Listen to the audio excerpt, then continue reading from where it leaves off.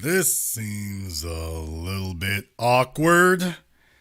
The Black Channel is live.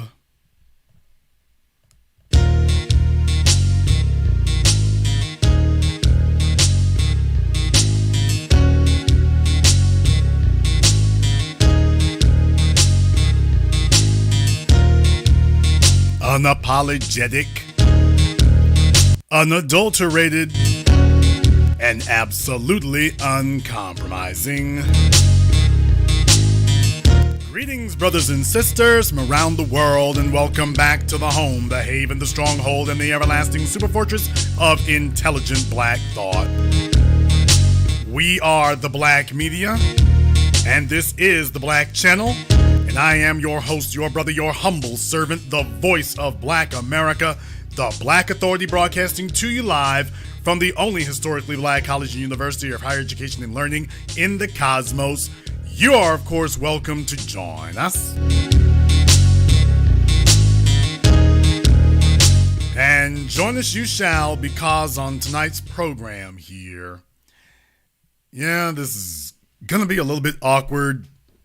It's going to be a little bit awkward because I do feel it like it's necessary to just have a little bit of a housekeeping moment here. Now, for those of you who are not aware, although now you are aware, it was announced here, rap legend E40. I always loved E40 and the Click, and, there's always a big thing there. So, we go all the way back. That's great and everything. Well, he's said that a little something may have happened here. Saying that he got kicked out of a Kings-Warriors game. And he's blaming it on racial bias. So in TMZ, I wanted to share a little bit of the article for you here. E40 got the boot at the Kings-Warriors game this weekend, following an apparent argument with a fan that escalated into a shouting match with security and his eventual removal. The Bay Area rapper, who's a big Warriors fan, was sitting courtside Saturday night in Sacramento's Golden One Center for Game 1 of the series, but somewhere around the fourth quarter, he appears to have gotten into it with a Kings fan who was sitting behind him. So, TMZ has a little bit of video here.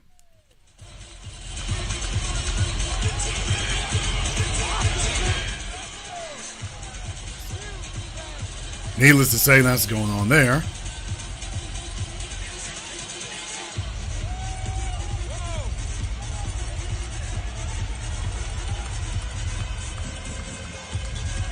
And of course, there you go.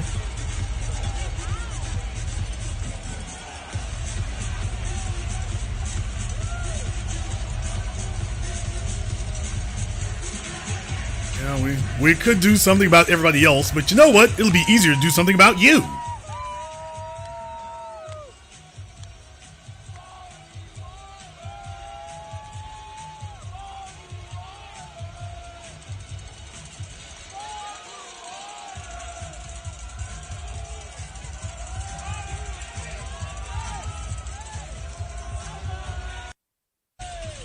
So, they're claiming that he got into an altercation, an argument with a Kings fan, and you all saw him there being asked to exit the building.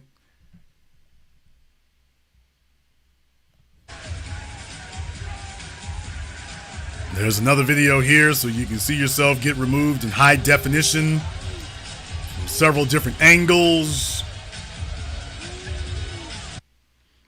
Now, I'm not really sure, because I'm wondering, it looks like he's looking at the white dude right there with the baseball cap on.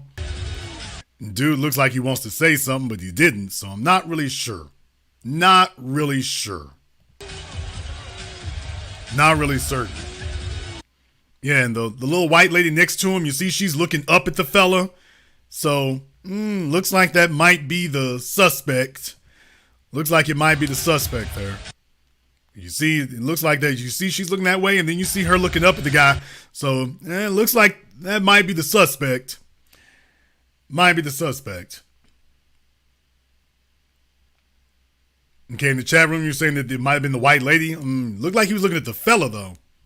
I'm not sure about her, but it looked like she's looking at the fella. So if she was the issue, it looks like he wants to take it up with dude. But, yeah, because he's looking straight over her head. I'm not going to say she is or isn't. I'm not sure, but he's looking straight over her head. He's not, E40 ain't no little dude. He's not looking at her. He's looking straight over her head, and the white fella trying to look shameless. So he's looking straight over her head. So I don't have the details to know whether that was the issue or not. I am going to say is he's looking straight past her. He's looking at the dude. All right. It says, eventually the Warriors guys had to step in and help cool things down, escorting E40 from the premises as he continued to chirp with security and fans who were mocking him and waving at him as he left. Pretty ugly situation, and E40's claiming racism here. He issued a statement to Shams Charania claiming the culprit was a white woman whom he claims was heckling him throughout the game. 40 says he finally turned around to address her, which then spurred security to jump in and only deal with him, not the lady. You can go read his full remarks, but essentially he says racial bias was at play, and that despite his success, he still got the short end of the stick as a black man.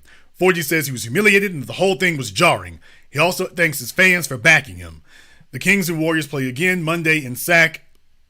Unclear if 40 will be there or not. All right. So according to E40, it was a white lady. I'm not sure if it was this white lady because you see another one up here in the upper left-hand corner. So you see another white lady up there in the upper left-hand corner over there on the left. I'm not sure. I don't know. Not sure who he was referring to. Not sure who it was. So not really certain about that. But I will say a couple of things here.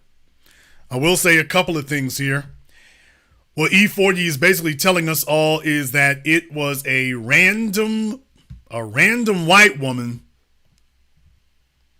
can get E40 kicked out of a game.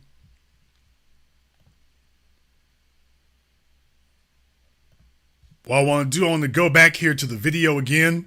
I want to go back to the video one more time. Take a look there. You see the white woman in the middle of the screen. I'm wondering if that's who it was. Not sure. They all looking guilty as hell, though, by the way. Everybody looking guilty. All these middle-aged Karens, and they're all looking guilty. So you see she's nodding her head. So I don't know. The white woman there in the middle of the screen, you keep your eye on her. I don't know. Not really sure, but it looks like he's yelling at the dude in the forefront here. Not really certain. But what I am saying here is, though, what you're saying is that basically any random white woman can pull rank on you. That despite your supposed money, prestige, status, fame, wealth, whatever, a random white woman, all she got to do is say something and you getting kicked out the game.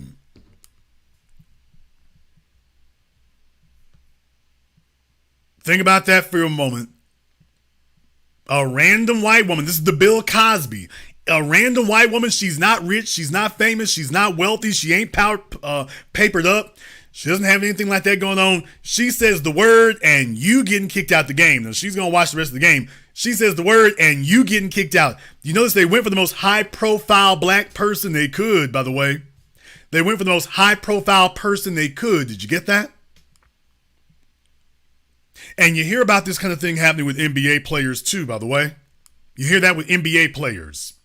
So what does this tell you? It tells you that no matter how much money you think you got as a black man, a white person has more wealth. It does not matter how much money you have or have made as a black man, a white person is always walking around with more wealth. They don't have to sell one album. They don't have to sell one movie ticket. They don't have to be a part of a blue blood family. They don't have to be papered up. They don't have to be internationally known. They don't have to have done anything. I didn't say not have done anything of note. They don't have to have done anything. A homeless white woman could have gotten this accomplished. It could have been a homeless white woman. Now, if you were a black female and you tried this on Brad Pitt, Tom Cruise, Ben Affleck, Matt McConaughey, Chris Hemsworth, if you were a black female and you tried that with them, they'd have been coming up in the stands to come snatch you up. If you were a black female, if Matt McConaughey or Chris Hemsworth says you were heckling them, they gonna come up in the stands and come yank you out of there. You going home. Could you imagine? Could you all imagine Eminem or Machine Gun Kelly? A black woman says something and they say that a black woman was heckling them, and they tell Machine Gun Kelly and Eminem, you got to leave. She's gonna stay. You have to leave.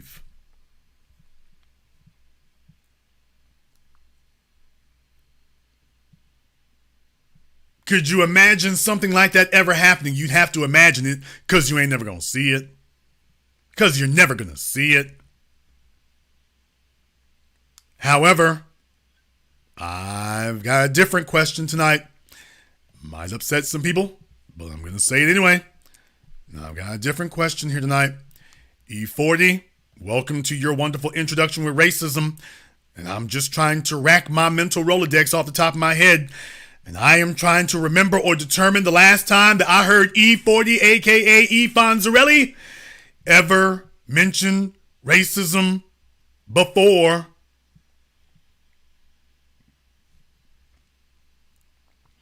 I'm trying to cycle through my mental Rolodex. Maybe you all have heard or seen something that I haven't. I mean, it wouldn't be very hard to do. But I got to ask myself a question before tonight. By the way, when was the last time the E40 ever cited racism, mentioned it, acknowledged it, said anything about it, made a song about it, said anything?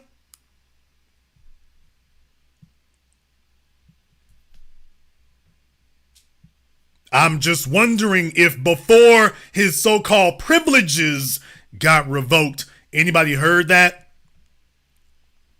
Now, if any of you heard him say this before now, if any of you heard him acknowledge racism like this before now, give me the thumbs up in the chat room.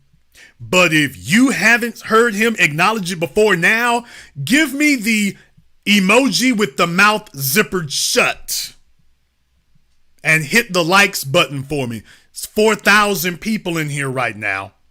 If you've heard him acknowledge racism before, give me the thumbs up emoji. If you've heard him acknowledge it before.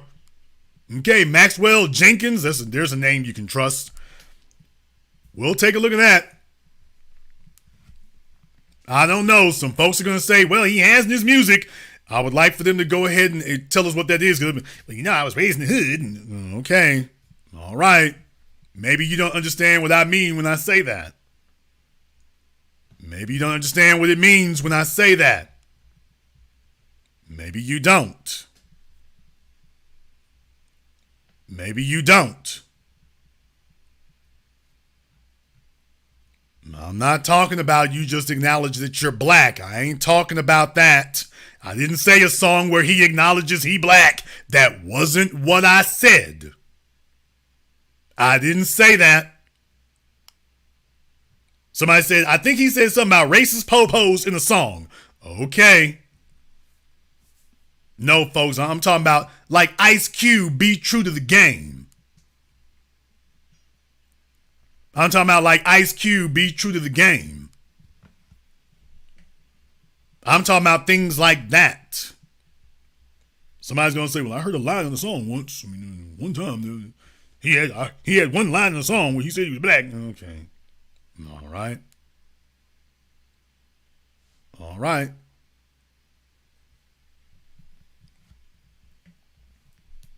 What I'm saying is that the celebrity, and by the way, if you do, you're going to have to dig back through the crates. If you do, that Tupac called out racism. I'm trying to check and see when was E40? I don't know. Somebody talking about he's solid as they come. I don't care if you like albums. This ain't about being solid as they come. That's not your definition of solid. That you're gonna have to check it with your. You need to go by the office and check what your definition of solid is. You're gonna have to go check that.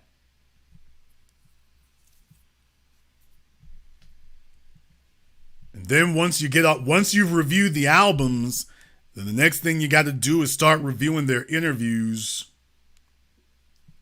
I heard "Tired of Being Stepped On," Black Voltron. That wasn't an anti-white supremacy treatise. No, if that's what y'all are talking about, yeah, no.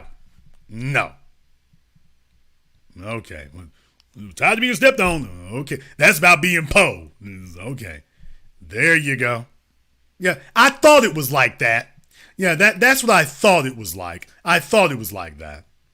Yeah, I thought it was like that. Yeah. Okay. Yeah. Yeah, that's what I thought it was like. I thought it was like that. I didn't really think it was revolutionary. I thought it was like that. Yeah. And I'm making a point here.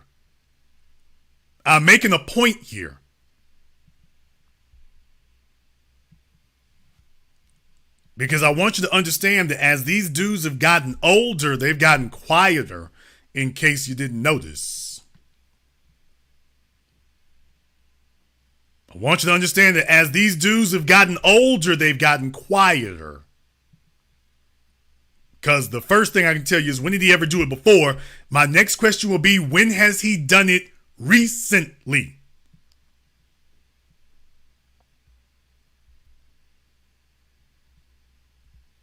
When has he done it recently? I can show you T.I. I can show you T.I. out in the streets.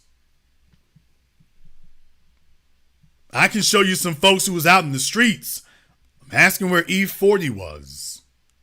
You see, before I come riding to somebody's rescue, before I strap the cape on, I gotta do a little bit of a check on the paperwork.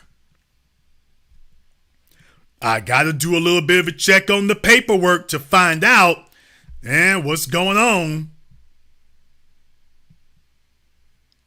I got to do a little bit of a check on the paperwork.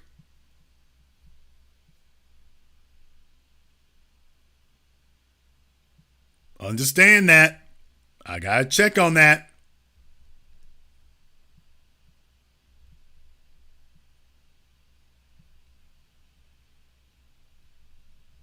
In the chat room, somebody trying to talk about T.I.'s a rat. Dude, your mama's a rat. We need to come pick her up. You don't even know what a rat is. No, Boosie is incorrect about that. Dude, you're sitting on the internet trying to sit up here and be some report card gangster. Sit your little ass down. You might have did a night in jail for a DUI. Please. Don't you just love it when mama's boys with their skinny jeans on and their rainbow socks want to get in the chat room and talk, ooh, that person a rat. They were a rat they was on the stand. Ooh, they were a rat. Look, nigga, just because somebody talking about T.I. soft, just because your mama shakes her ass to his songs, don't come in here hating. It's not that kind of situation. Some of y'all need to take these issues up with your mama. Tell her, hey, mama, I wish you would quit doing that. If you're embarrassed that she likes T.I.'s music, you really need to take it up with mom. Sitting up here talking about him is not going to stop her from shaking them butt cheeks. Mama, you Gen X. Don't do that. That embarrassed me. That embarrassed me. It's not about being a T.I. fan, and if you speak on my name again, you'll find yourself in trouble. Don't try to talk about what I'm for or what I'm not. You don't know me like that, nigga. You really don't. Let me give you a word of advice. Just keep me out your mouth altogether.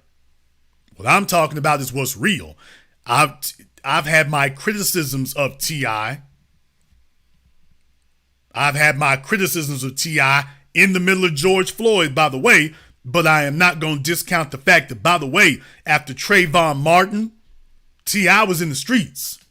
T.I. was out there being seen. He made it very clear to the world. He was walking among the protesters. He was walking in the riot zones. I can't take that from him. I can't take that from him. I've certainly had my criticisms about that, but I can't take that from him. I'm just checking. Those are the kind of things that register to me. Because some of these dudes who ain't put out an album in 10 years, but they floss in the NBA games, I'm like, I gotta check on a few things. I gotta check on a few things. I gotta check on a few things.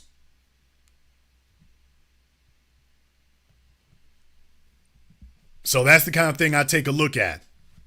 When you see some one of these backwater folk like Brenda in the chat room, baby, you keep T.I.'s name out your mouth. You really need to do that. You really need to do that. This is not, you gotta understand, when somebody puts attention on something, then you got some of the crack babies, ooh, can I get attention? Put a spotlight on me. If you had some accomplishments in your life, maybe you see things differently. Just a suggestion. But in any case, what I am going to say is I'm not expecting any of them to become Jason Black. I'm not expecting any of them to do that. Yeah, like I say, Boosie talking to DJ Vlad. Now, y'all know Boosie is my dude. We talking about the boot. But for some of y'all in here who you ain't put in no work and you don't really do anything. I mean, if we're going to keep it all the way real, you want to talk about rats? DJ Vlad is the feds. While we talking about rats, DJ Vlad, didn't he just do an interview with a young fella in Houston? A young rapper in Houston just did an interview with him, and a week later, the boy's dead. He just, if I'm not mistaken, I forget his name. Y'all, it's like 3 letters. Y'all are going to say it here in just a moment. He just did an interview with a young fella. Yeah, I know they're just trying to bust into his place and rob him. He just did an interview. The dude was putting up pictures, bragging about shooting the fella. And next thing you know, a week later, the dude's dead. Yeah, BTR Savage, if I remember. Yeah, BTB or BTR, BTB Savage. He did an interview with him, and a week talking about the whole incident, and a week later, the fella's dead. A week. Not a month, not a year. Did the interview, and less than 7 days later, he's dead. So while some of you crack babies sitting up here talking about T.I. and a snitch and a rat, I'm like, look here, man, you need to get your mama off the pole or the track while you sitting up here trying to talk about street code. Get your mama off the pole or the track before you try to tell somebody what the street code is. DJ Vlad is straight up feds. DJ Vlad is not a culture vulture. He's just a vulture. Can y'all name another interviewer anywhere who has got more young black men literally locked up and literally sent to jail or literally killed immediately after they talked to him?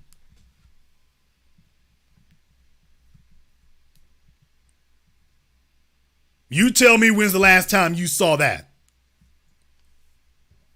So you got to understand, there's a whole bunch of folks here, they mamas was a Freaknik back in the day, so they real upset. Dude, if T.I. was snapping your mama's thong at Freaknik back in the day, I understand. You a little salty, you're a little sore. I get it. Shouldn't you take it up with your mama? At least take her to the pink store and buy her some new drawers so you ain't got to take a look at the ones he was snapping on 20 years ago. At least do that. I'm just saying, have a adult, mature response. I'm talking about you females too. If you're a female upset with T.I., your anger is misplaced is what I'm telling you. No shade. I'm just saying your anger is misplaced. I understand why you're angry. I get it. Your anger is misplaced. That's all I'm saying. But in any case, your favorite rappers out here and whatnot, and you talking about your legends and things, and before they scream racism, I got to see are they putting in work, because in the last decade, a whole lot been going on. And you see, if you'll all remember, LeBron James didn't want to stand up for Tamir Rice. I could not buy billboards with Lamar in the city of Cleveland. That was the only time that they turned me down. I couldn't buy billboards in the city of Cleveland after Tamir Rice got killed. And y'all know me. I'm that dude. They wouldn't let me buy billboards in the city of Cleveland about Tamir Rice. Particularly, they wouldn't let me buy billboards on that street that goes to the arena, to the basketball arena there in Cleveland. They wouldn't let me buy billboards there. Now, here's the crazy part. LeBron James didn't say nothing either. That was while it was going on and while it was going down. That was what happened. In the middle of things, LeBron James chose himself. That's the kind of thing I'm talking about. We talking about people that their money is straight and everything else. Don't come over here to flossing things. If you gonna talk about racism, the time to talk about racism is before you walk in that arena, not after. The time for you to be talking about racism is before you walk through those doors, not after something has happened to you. There's a whole damn lot that's been happening out here since then. Dr. Dre has been quiet. At least he had the good sense that when he got hemmed up by the police, he just didn't say nothing. Yeah, dude, ain't nobody swinging in to fly into your rescue and defend you. You've been quiet all this time. You've been dead ass quiet. I'll give Chris Brown credit. You damn right. I'll give Chris Brown credit. He's not the most articulate fella. He's not the most capable of speaking about this. But when the protests started jumping off, at least Chris Brown went to Instagram and said something. He went to Instagram and said something. I ain't saying you got to stand the tallest, but you got to stand. And what I'm saying is that I'm not casting aspersions. What I am going to say is that the time to be talking about racism is before you walk through those doors, not after. You don't sit up here and walk through the doors and everything. You've been going to the games for over 2 decades, and it's only when something like this happens, ooh, hell, there's racism. Man, didn't you know there was racism before you walked in there? You can't sit up here and say, let's rally the troops now. We're going to jump up and say, let's rally the troops now? How does that work? And these are fellas, y'all got to understand, these are dudes who got way more resources than you or I. They getting paid off their albums. They don't get paid off of touring. They getting paid off of residuals. Okay, your money is straight enough to be showing up at these games. And I think E40, if I remember, he's got a bunch of restaurants and that liquor business or whatever. Hey, that's great. That's wonderful. That's cool. Man, y'all need to be stomping now. Y'all need to be stomping. Y'all need to be stomping. That's the kind of thing I'm taking a look at. Y'all need to be stomping. And they don't want to say nothing until something happens. It's like, okay, all right. I keep my eyes on that. By the way, E40 had an opportunity to be in one of my documentaries, by the way. I couldn't help but notice E40 had no problem talking to DJ Vlad. Tell you about these fellas who always sitting up cheesing in front of DJ Vlad like he's down with us, like he's one of us. Okay, I ain't gonna say no names, but I'm just gonna put it out there. By the way, whether you cool with me or not, by the way, I couldn't help but notice all these dudes still talking to DJ Vlad. Oh, I couldn't help but notice. Couldn't help but notice, by the way.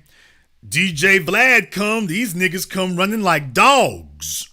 They come running like he got doggy treats.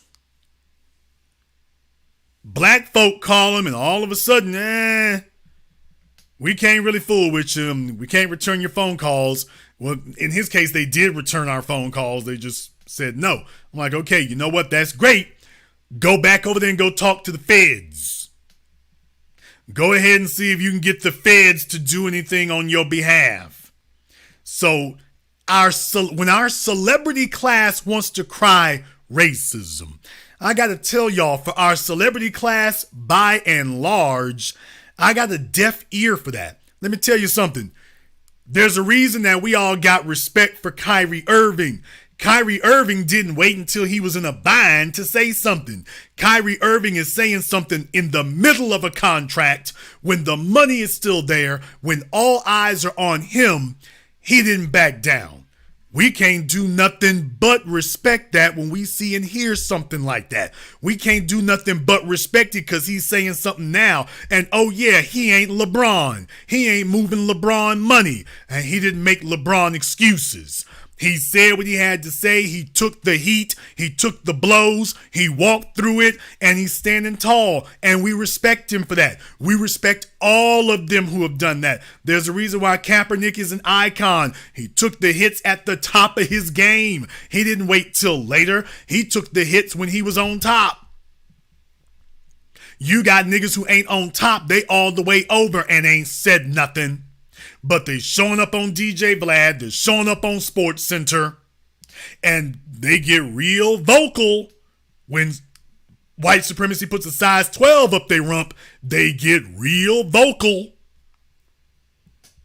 They get real vocal. And what I'm saying is it's hard. It's hard for me to come swinging into the rescue under those circumstances. Because I got to check and see the work that was put in. I got to check the paperwork and the pedigree. I got to see what's happening. If you retire from the rap game and you got residual money coming in from all these other businesses, I'm like, hey, man, this is great. And if you want to say, well, you know, black folks' issues is over there because I'm straight, you know what? That's okay, too. But when this right here happens, don't be surprised when it falls on deaf ears. No, I'm not the person who sits up here and tries to drag the celebrity class. And no, you will not lead, but I expect you to follow. No, LeBron James, I never expected you to lead. I only expected you to follow our lead. In the chat room, you right. Is E40 gonna go to war after this? Somebody tell me, okay, E40, you just got your ass kicked by racism. Is E40 about to be about that life? Is E40 about to be about that life? Is he about to go there? Or how many of y'all expecting him to run to the studio? What's it gonna be? John Cougar Mellencamp is a white man. And he went to the studio after what happened in Gina, Louisiana with them putting up them nooses. John Cougar Mellencamp is a white man, went to the studio and knocked out a song about Gina, take your nooses down. Bruce Springsteen is a white man.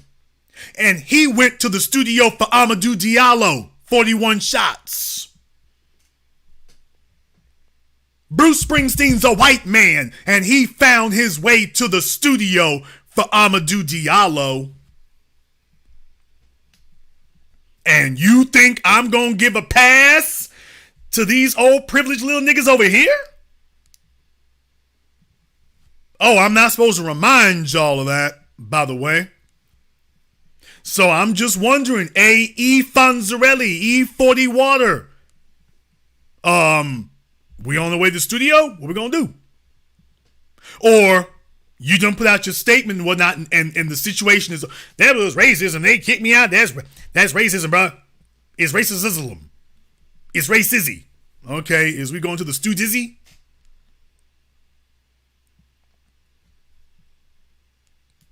I got the song Hall of Game. I got it. I got it sitting here on my phone right now, as a matter of fact. E40 and Too Short, Jodeci, love it. Y'all don't want to hear me bump it? But, yeah, by the way, I thought that was great and everything. Yeah, I loved Rapper's Ball. Loved Rapper's Ball. Yeah, I need you in the studio for something else, my nigga. I need you in the studio for something else now. So if all you gonna do is get frog marched out the game, And then you gonna put out a statement, ooh, this was racism, this, that, and the other. Dude, that's not your biggest weapon, E40. Your big gun is not sitting up here crying on Twitter. Your big gun is in the studio. Your big gun is making it bump. You see, if you want to know why it is that rap is trash today, it's because the old timers who made the damage. Jason going there? I sure am. Y'all done let me mess around and stay stuck under one of my trucks too damn long. Rap is trash today because them old niggas. Y'all gonna make me blow out the diaphragm on this microphone. Rap is trash today because them old niggas sat up here and said, well, you know what? As long as I'm papered up and capered up, I ain't worrying about nothing else. So they want to go around and get featured on songs. And they want to go around and talk about their status and their legends. And they want to ride up and down in the Bay and ride up and down in Los Angeles and ride up and down in New York. And meanwhile, the real estate has gone to hell. You supposed to be there and you supposed to be gatekeepers. These little young niggas ain't supposed to have no street cred lest they come through you. You supposed to be the gatekeepers in the Bay. You supposed to be the gatekeepers in LA. I saw Kendrick Lamar when he sat there and talked to Dre and Cube. That was absolute reverence, and you get that everywhere. These young cats, all of them, they still talk that way about Snoop. The fellas who sit up here and they play the role of being the gatekeepers and the keepers of the realm, and that they're the ones who keep the legitimacy. These young cats looking for y'all. They been looking for you. Problem, you niggas checked out. Don't tell me about Scarface. Oh, should I say that? Yeah, Scarface said he didn't have anything to do at the time, so since he didn't have anything to promote, he didn't see a reason he should be in our film either. Oh, I'm sorry, did I say that? Yeah. Oh, I'm not holding any grudges about it, Brad. But by the way, yeah, Scarface said the same thing. He said he didn't have anything to promote at the time. So since he didn't have anything to promote and he didn't have anything he was trying to sell, he really didn't see any reason to be in one of our films. Those were his words. Well, I don't have anything to promote right now or anything to sell right now. So yeah, it was that. That's not even the biggest one I want to talk about. There's one in particular I do want to talk about. Damn it, I want to say his name so damn bad. I want to talk about who it is so damn bad. Y'all don't understand what I want to do here tonight. I want to say his name so damn bad, and my mods know who he is because I've talked to two of them about him. I want to say his name so damn bad. If I said this fella's name, every single one of you would know who he is. I don't give a damn how old you are or how young you are. Every single one of you would know who he is, and I guarantee all of you love two of his songs. Ain't no ifs, ands, or buts. Guaranteed platinum plated. I want to say something so bad. I want to tell you what he said to me when I was standing right in front of him. Maybe one of these days I will. Jason is falling back for a reason. Y'all don't understand. I'm talking about I'm chomping at the bit. I'm chomping at the bit. I want to say his name so damn bad. I want to let niggas know so damn bad what the hell he said to me. Oh no, the names y'all are naming on that screen, I'm just going to say one word: bigger. I see the names y'all have listed on the screen. I'm just going to say one word: bigger. Bigger than them. Bigger than that. That's all I'm going to say. Bigger than that. One of these days I will. I'm just going to tell y'all right now, one of these days I will. And it's not going to be hard for me to prove it because I got it on video. But one of these days I will. One of these days I plan on If they don't say it, I'm going to say it. But I'm just going to say right here, yeah, ain't no racism in their world. Yeah, they knew exactly who to pick when they sent you to the moon. Ain't no racism in his world. Ain't no racism in his world, y'all. He's living off in a place, I mean, literally, you literally got to drive about 30, 45 minutes just to get to the damn gatehouse. All right, I'm saying too damn much. I might have to clip that out. I'm saying too damn much. I'm going off on a tangent right now. But what I will say is, yeah, ain't no racism in his world. Yeah. All right. And I'm just like, okay, there you go. There it is. There it is. Yeah. No wonder these young cats got that. No wonder.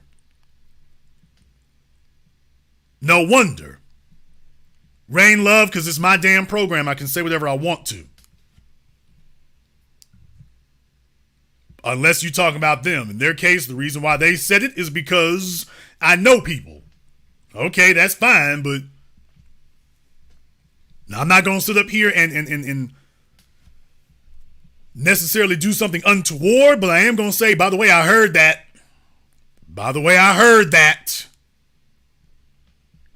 I heard when you said that. Okay. I'll still answer the phone if they call, but all right, I heard it. So my point here, folks, is before I strap on the cape and before I do this Black Superman thing, I gotta check the paperwork, because I've met and seen so many of these people, and just as soon as they got two quarters to rub together, they ain't worried about racism anymore. They're not worried about it anymore. They ain't worried about it.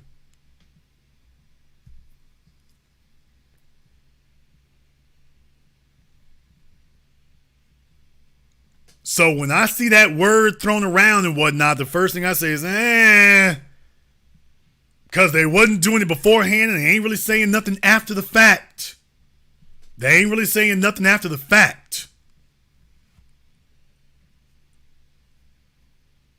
Okay.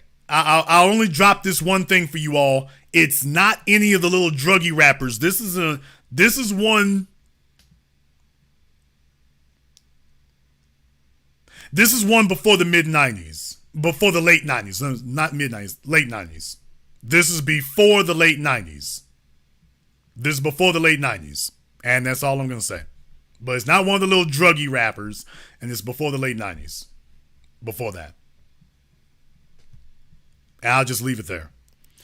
But in any case, some folks got to wait till it come through. They got to wait till it come through, until it come down on them. And then all of a sudden, boy, I'm telling you, it's blackity black, black, black. All right, that's great. And you know, seeing what happened to E40 reminded me of something. It reminded me of somebody I seen a little more recently. Oh, like, okay, I recognize you. If y'all remember, Michael Irvin currently has a $100 million lawsuit going against Marriott. That was a tough one for me because, as you know, I am a platinum ambassador, whatever level you want to diamond, whatever level you want to give for whatever your hotel chains are. You name the hotel chain, IHG, Marriott, Choice, Hilton, you name it. And I've got the top of the list for all of them. Marriott Bonvoy, I got all of that. That's great and that's wonderful. And then you find out Marriott was doing this. And I got to put it at Marriott's feet. I can't put it at the Renaissance, the company that was operating the hotel. I got to put it at Marriott's feet because Marriott was backing them. Marriott's lawyers didn't want to release the video. And once you release the video, you realize that, oh, hell, yeah, the broad was lying. Once they released the video, the broad was lying. Michael Irvin had a few choice words when he did his press conference.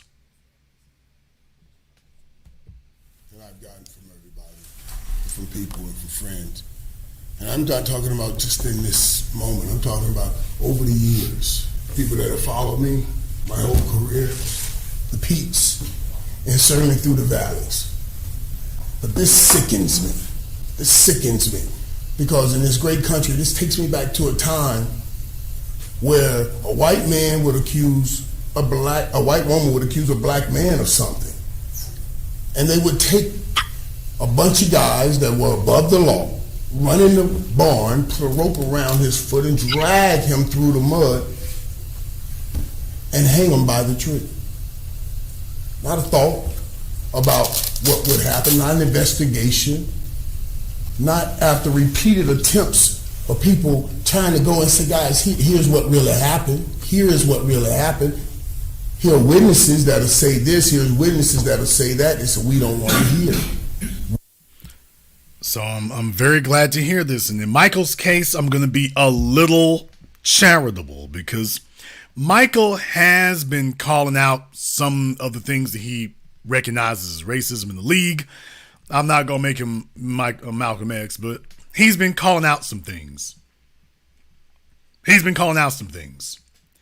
And in the chat room, by the way, the chat room needs to get back on topic. Some of y'all crack babies are running off just naming names. You've gotten off topic already. My chat room needs to get up back on topic, or we're going to start the mod straw bossing, one or the other. Chat room, get back on topic. So, Michael had some choice words here to say, and I thought that was great and everything, because there are certain things I start to notice. There's certain things I start to take notice of. I start to take notice of that. And what I take a look at is when I read things like the Dallas Observer. Now, they did an article here. In the Dallas Observer. And this is the reason. This right here is the reason that you got to stay on top of this. This is the reason.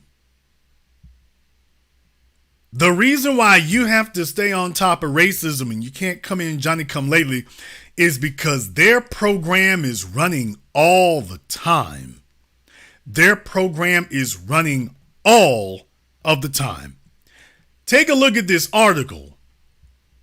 The Dallas Observer. We have 3 questions after Michael Irvin's $100 million lawsuit press conference. We've got 3 questions. Then you go down and you check to see what the 3 questions were. Question number 1. Was this a racial incident?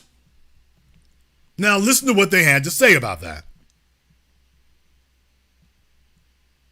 In his opening remarks during the press conference, Irvin said this case reminds him of when a white woman would accuse a black man of something and they would take a bunch of guys that were above the law, run into the barn, wrap a rope around his foot and drag him through the mud and hang him by the tree.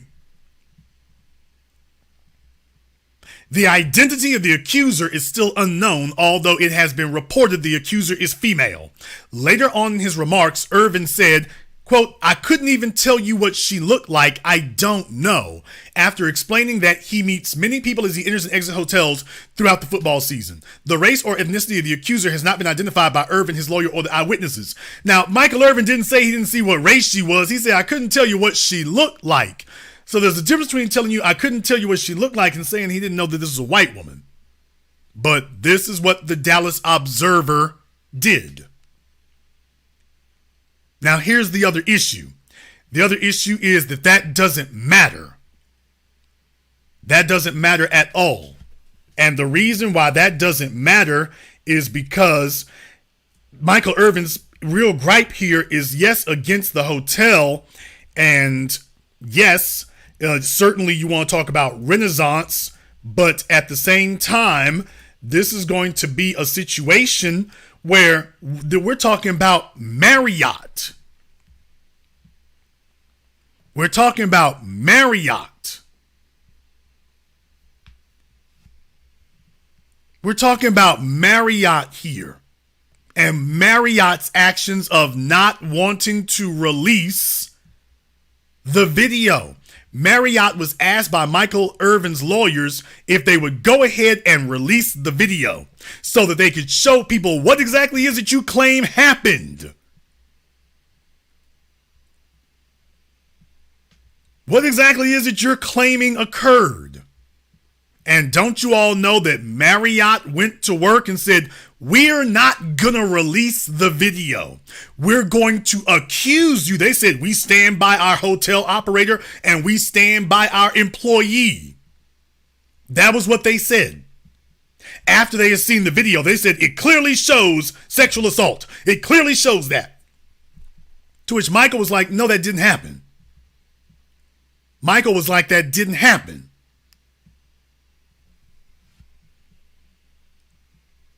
And they refused to release the video. His lawyers asked for it. They refused to give it. So what happened was that Michael Irvin's lawyers had to go to Texas, and they filed in federal court in Texas because they knew Marriott has a corporate entity in all 50 states.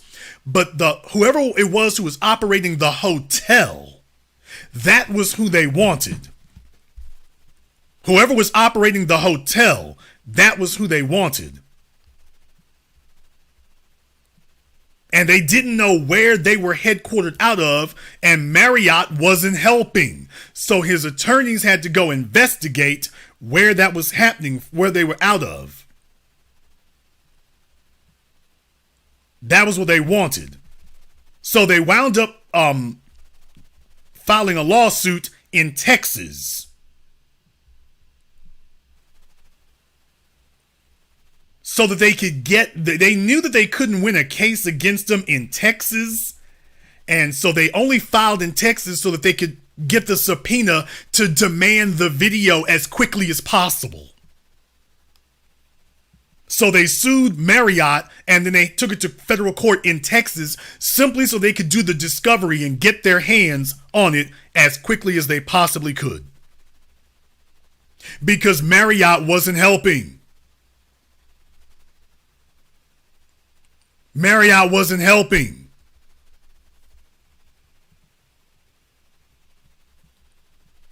So when they had to go through all of these hoops to sit up here and get the evidence because Marriott wasn't going to give it.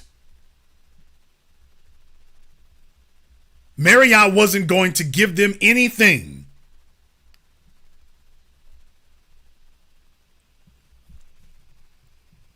Now, by the way, if anybody can go by Weight Watchers, my mod Aria, somebody can get her a gift package. She's a little confused about what she's supposed to do tonight. So gonna see if we can get her a gift package from Lane Bryant. But in any case, Michael Irvin's lawyers had to go through all these hoops, and they had to file in Texas and do this end run in Texas because they didn't know where the Renaissance operator who was operating that particular Marriott hotel is a company called Renaissance, and they didn't know where they were going to get them. They didn't know where they were headquartered out of. They filed lawsuit in Texas to get Marriott, and then they had to go double back. Once they figured out where they only wanted to get the hands on the video recording, Marriott was fighting that in Texas federal court. They were fighting it until the very end. When the judge got upset with Marriott, Marriott finally was forced to give up the video. The judge told them he didn't like what they were doing, and he told them that on Thursday, you have until the end of business Friday to get a copy of that video to Michael Irvin's attorneys, because they had upset the judge in federal court in Texas. They got that information, they got the video to Michael Irvin's attorneys, and then next thing we know, you see the video and it shows nothing happened. Well, it was about this time that all of a sudden they're giving up the information, and Michael Irvin's attorneys figured out that Renaissance, the operator of that Marriott hotel, was headquartered out of, I think it was Arizona. So they went and filed in federal court in Arizona. And that's what they wound up doing.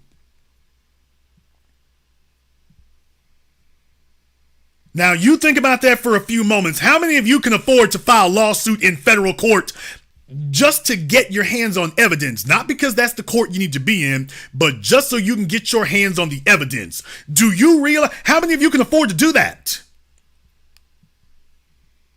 How many of you could afford to go file in federal court, period, and then you're filing in federal court knowing that that's not the right jurisdiction, but simply so you can get your hands on the evidence so you can start fighting the battle in the court of public opinion? Michael Irvin did not have to file in federal court once. He had to file in federal court twice.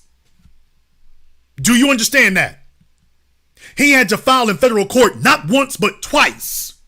Once because Marriott was stonewalling him for the evidence, even though he knew Texas was not the right jurisdiction, but his lawyers told him, look, you want to get your hands on that video as quickly as possible? We need to file right now.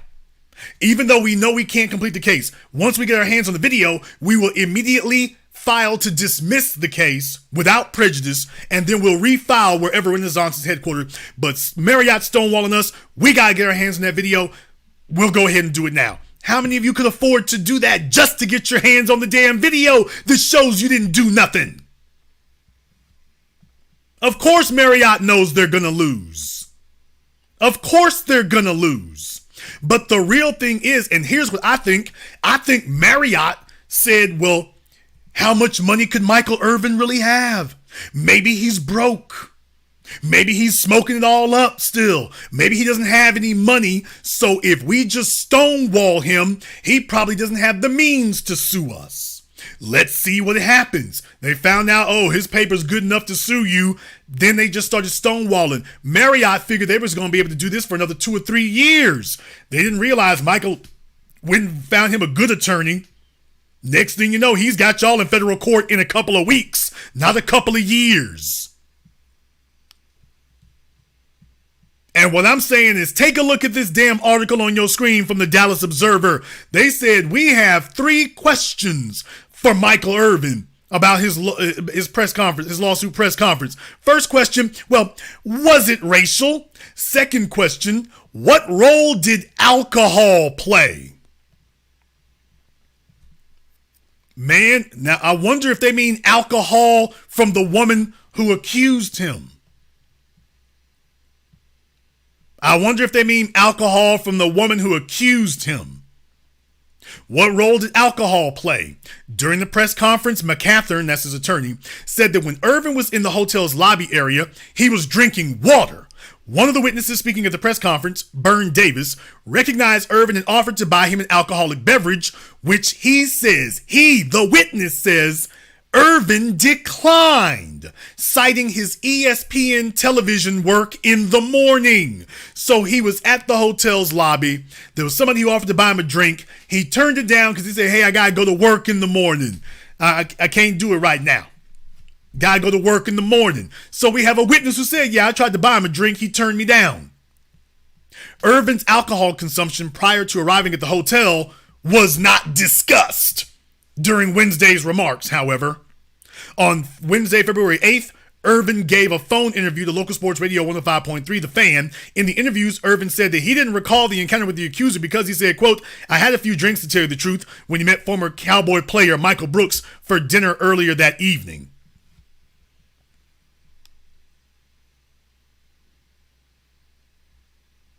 So what he's understand, this is before he saw the video. But he's not saying what they're trying to say he said. If you saw the video, there were literally half a dozen people who stopped him when he came in the lobby, including the chick who worked for the hotel, and apparently her manager was mean mugging her, because if you saw the video, you can go check it out for yourselves. The manager was mean mugging her because apparently she was supposed to be working and she stopped what she was doing to go talk to Michael. He literally had half a dozen people. There were people who stopped him outside the hotel to take pictures, get autographs, talk to him. And then there were half a dozen people who stopped him just from the front doors to the elevator during the so-called incident. Hell no, he didn't remember who it was. And Marriott wasn't helping. They said, hey, that woman you talked to said you sexually assaulted her. Which one? The one outside the hotel? The one inside the hotel? The one by the elevator? Which one? The white woman. Which one? What are you talking about? Who was it? I don't know. You don't remember him? Dude, I'm thinking about ESPN in the morning. I ain't thinking about none of these folk down here. I'm tired. It's late. I just left my friend's place. I ain't trying to eat nothing, drink nothing. I'm just trying to get to the hotel. That was what he said in the press conference. I went to my hotel room and never left. He went to his hotel room that evening and never left. And the Dallas Observer is saying, well, you know, did alcohol play a role? No, they didn't say did alcohol play a role for the woman who accused him. They're not asking about her alcohol consumption. Then you have the last question. Is the security video really a smoking gun? Irvin, his lawyer, and witnesses have been adamant that the security video from the hotel would show only a brief conversation between Irvin and the accuser. During the press conference, McCatherine said that after weeks of trying to get a copy of the video from Marriott, he was able to view the video, although he was not given a copy or allowed to make a copy of the video as he watched it. So Marriott originally let his attorney watch the video, but wouldn't give him a copy and wouldn't allow him to make a copy.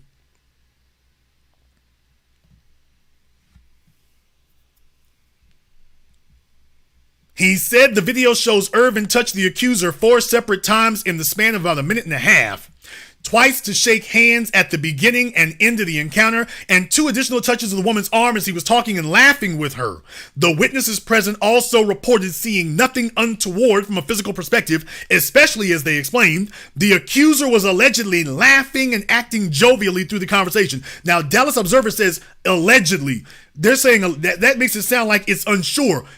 Take a look at what they're saying is that the witnesses said that she was laughing and joking. Well, how would the witnesses know? Because when you take a look at the video, basically it was one of the bellhops who was trying to say that, yeah, he was touching on her. The bellhops were also circling around Irvin. And when she finished talking to Irvin, one of the damn bellhops or valets who had been circling, who was later talking about, yeah, he touched on her, he was waiting to get an autograph and take a selfie.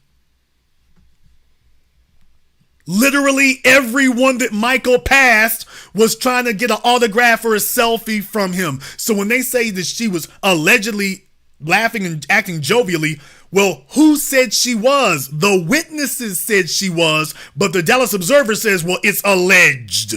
So you understand, when it's time to attack a black person, when it's time to defend white supremacy, everything is alleged. When it's time to attack black folk, you claim that anything you saw happened against you. Well, that you're just alleging that. Well, allegedly, the witnesses said that she was laughing and joking, and that's why they were waiting for her to get the hell out the way.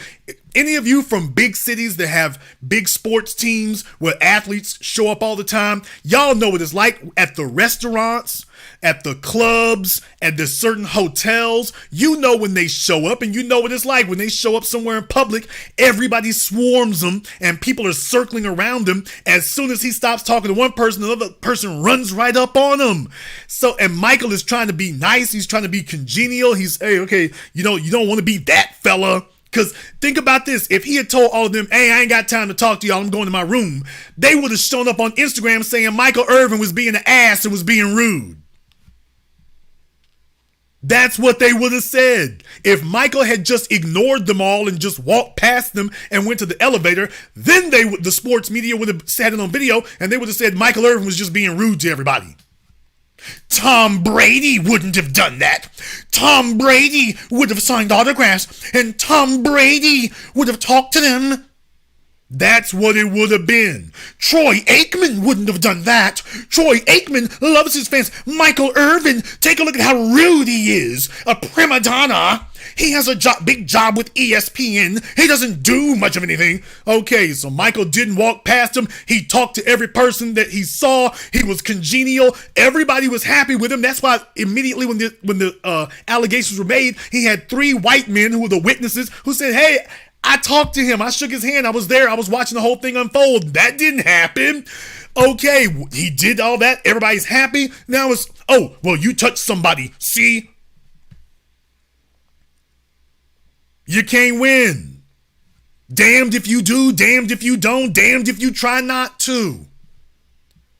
So take a look what the Dallas Observer is saying. Irvin says he doesn't remember what the conversation with the woman was about.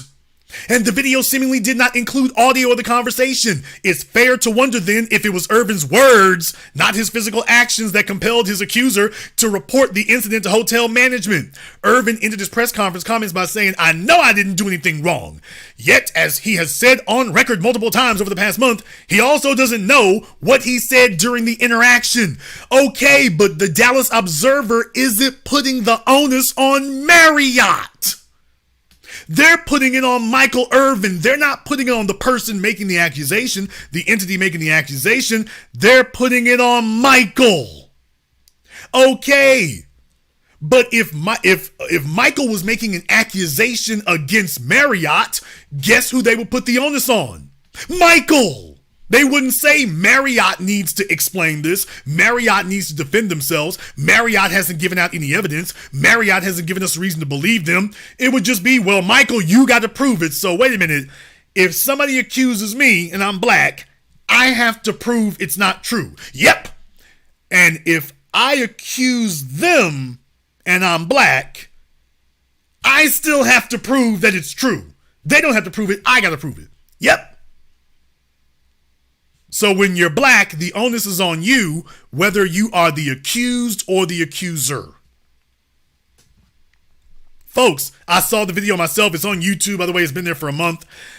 Literally, you take a look at it and it's typical sports athlete. He's walking through a lobby and 5 or 6 people want to get his autograph and talk to him and take selfies with him. They trying to, shoot the breeze and stuff. This man trying to get to his hotel room.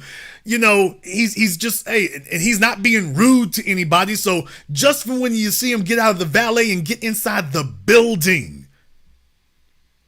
he's talking to people, he's shaking hands, he's being this goodwill ambassador for ESPN and the NFL. All those things they talk about. Because let me tell y'all somebody who was rude as a son of a gun, and I can say it because we're from the same place, Robert Parrish. Robert Parrish was infamous back in Shreveport. Had his picture up at his high school and everything. Robert Parrish was infamous. Robert Parrish was infamous. He didn't talk to sports media. He didn't talk to the sportscasters. He didn't fool with the fans. Robert Parrish was infamous for that. We couldn't get an interview with him back in town. Robert was infamous for doing that. Robert wouldn't talk to nobody. You know who else wouldn't do it? Barry Bonds. Barry Bonds was another one. He was another one that the sports media didn't like. He was another one that sports media did not like. Remember when Barry Bonds first got called up to the league? Remember they were talking about how rude he was. He wouldn't talk to people. He didn't want to do interviews. He was combative with the press. He was standoffish. You didn't see him taking a bunch of pictures with fans. Remember? Remember that? I ain't no sports fan, but I remember that. Let me get a baseball emoji in the chat room if y'all remember that was Barry Bonds' rep before the steroid scandal. That was Barry Bonds' rep. Give me a baseball emoji in the chat room if you remember. That was what the sportscasters and ESPN and all them they used to rip him in the papers. He's not polite. He doesn't talk to people. He's combative. He doesn't talk to fans. He doesn't take pictures. Remember that? Barry Bonds was infamous They was already hating on Barry. That's when Barry saw that McGuire was using the juice. Barry said, oh, hell no. Oh, hell no. No, no, no, no, no. Hook me up with them needles over there. Hook me up. Hook me up. We can go down the list. I don't want to start y'all naming names because you all get carried away quickly. And I don't want my chat room getting filled up with that. But what I'm saying is, y'all remember that's what they were saying. So, okay, Barry Bonds, did he ever have a sexual assault scandal? No. Did he have another one? Yes. By the way, did Michael Irvin have a scandal before this? Yes. So if you black, they come in. Michael Jordan, never been arrested. He gambles too much. What? Y'all remember with Michael Jordan, you gambled too much. He was never in financial trouble. Now, Dana White of the UFC, when he ain't smacking up his wife, he lives at the casinos in Vegas. As a matter of fact, he got banned from the casinos in Vegas because he was winning too much money. The sports media never said that Dana White gambles too much. He spends too much on money. He spends too much at the casinos. What the hell is too much at the casinos? Michael Jordan was never in financial trouble. But do y'all remember they said that about MJ too, that he spends too much at the casinos? I want to say they said that about Tiger Woods. That he spends too much at the casinos. He gambles too much. Folks, we talking about pocket watching. He was never in hock to loan sharks. He was never owing nobody money. Nobody ever repossessed his cars. Nobody ever foreclosed on his homes. None of that. None of that. And yet the sports media was criticizing Michael Jordan and saying that he spends too much money gambling. So they didn't have anything to go after him on. So they said, well, you know what? We're the moral police. Yeah, Michael Jordan sure does gamble a lot, doesn't he? Did that affect his games? No. Are you accusing him of betting on a game? No, he was gambling at casinos. You mean table games? Yeah. But he spends a lot on gambling. We wonder if there's a problem. Really? Really?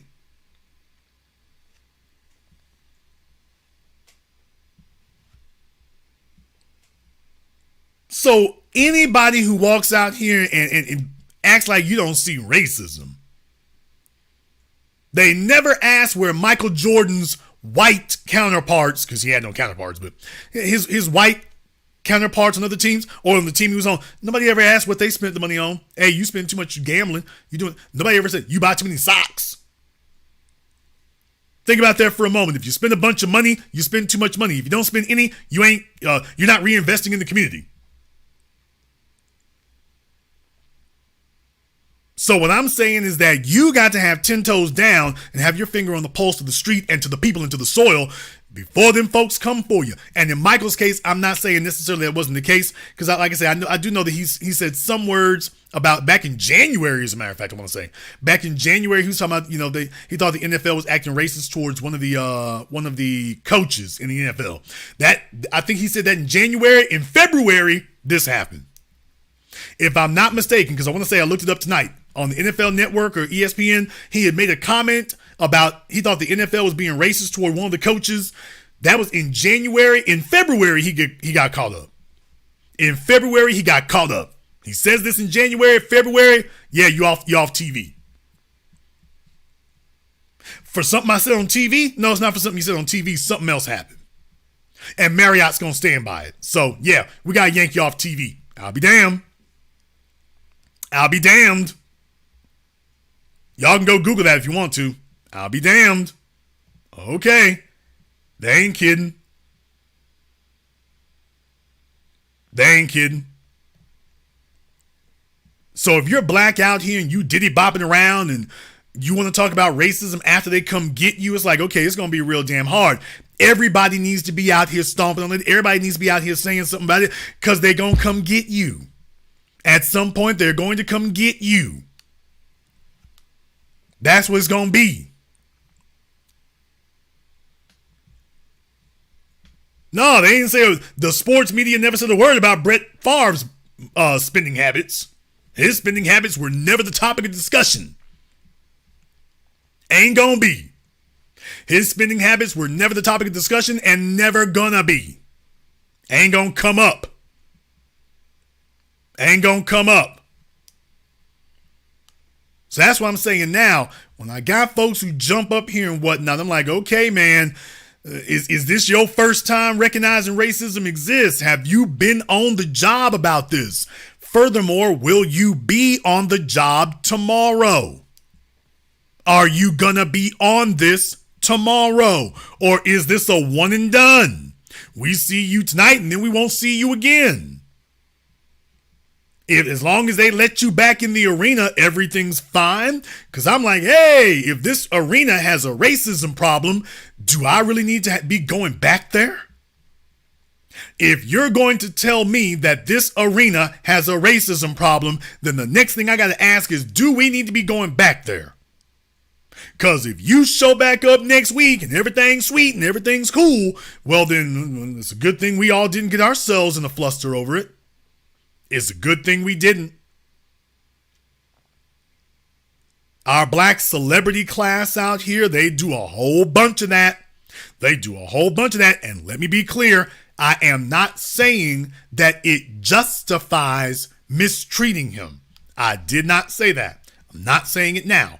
No, it does not rationalize nor justify mistreating him. But by the same token, you got too many folks who racism ain't real till the folks pull up on them. Racism isn't real until they say their name and nobody responds. Hey, you can't do that. I'm OJ. Hey, you can't do that. I'm Tiger. Hey, you can't do that. I'm Richard Sherman. Hey, you can't do that. I'm Jalen Rose. No, I'm not black. I'm Jalen Rose. I'm not black. I'm Stephen A. Smith. Hey, don't you see who I am? They're like, yeah, we know exactly who you are. Get your ass out. Nobody really rides on racism until their name card doesn't work. They sitting over there swiping the hell out that name card. It ain't working. Damn, do y'all got the tap feature? Can I tap from a name card? No, man, you can swipe, tap, manually input the numbers. Ain't gonna work. Whatever you want to do. Whatever you want to do. Whatever you want to do.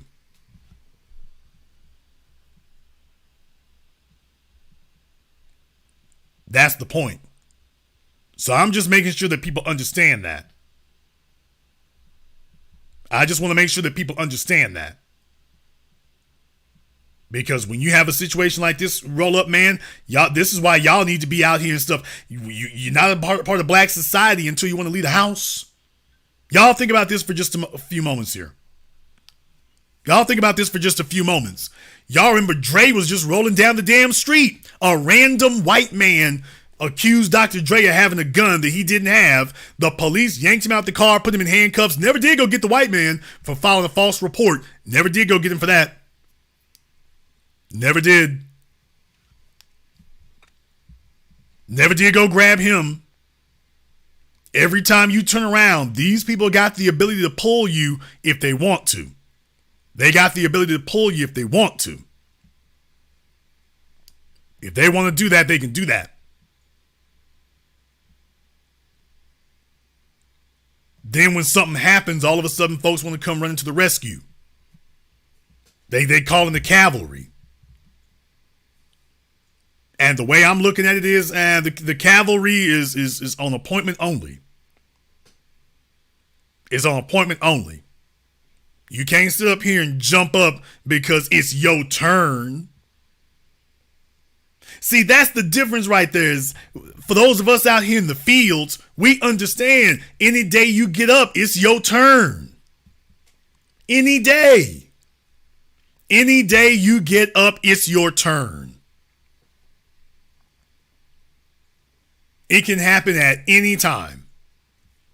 You driving down the street, you walk into a hotel, you walk into a school, you walk into a restaurant, all these so-called public accommodations. Hell, you walking down the street, you sitting in your house, shout out Botham Jean. You're sitting in your home. You can be sitting in your house and it's your turn.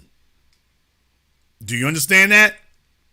You could be sitting at home and it's your turn. Well, I'll just stay in the house. I won't go nowhere. I won't drive. I won't go to the store. You sitting at home. I'm not even going to say it's a knock on the door. It's just a big boom. We in here. It's your turn. I ain't did nothing. I'm not guilty of anything. Y'all got the wrong address. We got the wrong address, but it's the right person. It's your turn. It's your turn. When? Right now, tonight. No, ma'am. You could be sleeping. You could be awake. You could be playing with the kids. You could be in the backyard. You could be working on the car. You could be butt naked in the shower. They like that too, by the way. They love catching you. They love catching you under circumstances like that. They love that. I'm not saying that as a joke either, because that's not a joke. Remember Breonna Taylor. I got to remind you. Yeah, you sitting at home. Remember Breonna Taylor. Remember her? How many times I got to remind y'all? Breonna Taylor was naked. She got shot 8 times. She was 100% stark naked when they gunned her down. I keep reminding y'all of that. You can't even claim you saw a weapon on her. She was naked when they killed her. For those of you who don't remember, she was sitting at home. She was in the bed. She was naked. It's your turn. But I'm at home. I'm naked. It's 2 o'clock in the morning. It's your turn.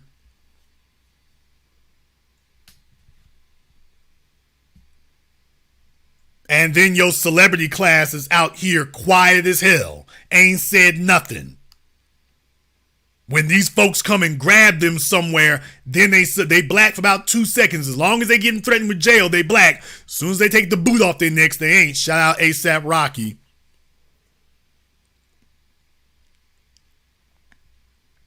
So the celebrity class, for a lot of them, I'm like, okay, I got to check your credentials before I say anything.